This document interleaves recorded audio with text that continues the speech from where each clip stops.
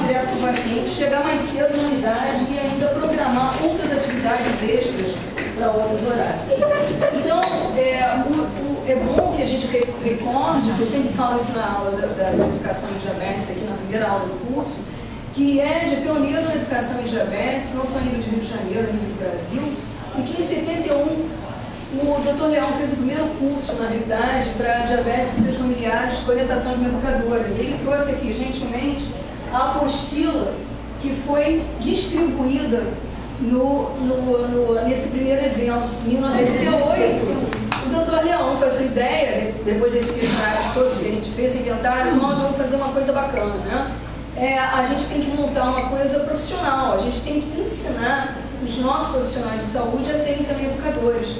Porque informar apenas os pacientes não significa que foi organizado um curso teórico com dinâmicas práticas, que acontecia, na realidade, toda semana, lá embaixo, na realidade, esse envolvimento foi fundamental, porque só trabalhando junto é que a gente se torna uma equipe.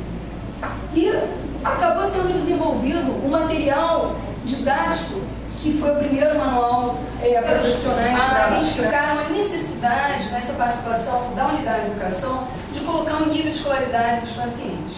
E esse desenvolvimento dessa ficha da unidade, que está dentro do manual para profissionais de saúde, né, é um material didático que a gente fez vários cursos também depois para que fossem treinadas as unidades, inclusive do município que vieram para cá serem treinados com esse material, e aí ainda está dentro do nosso objetivo e das metas a continuidade desse trabalho, ou seja, o trabalho do Leão continua em atividade, com certeza até hoje, sendo cada vez mais. As noções gerais, como controlar complicações agudas, dieta, insulina, diabetes orais, complicações crônicas, cuidado com os pés, exercício físico, cidadania e diabetes. E agora, nos pacientes, né, com a ajuda da Letícia e da Sandra, surgiu um grande tema que os pacientes sempre se perguntam, eles acham que não tem diabetes tipo 1 tipo 2, mas diabetes emocional. Então a gente fez questão de colocar no manual que na realidade diabetes emocional não existe como tal, mas uma explicação para os pacientes do que seria isso.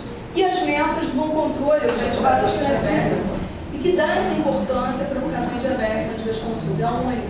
Então isso é muito importante porque aqui é diferenciado. Os pacientes aqui se sentem, né, alimentados e se sentem amados. Então ninguém quer sair daqui. Essa é a grande dificuldade que a gente tem. Ninguém quer ser transferido pela realidade.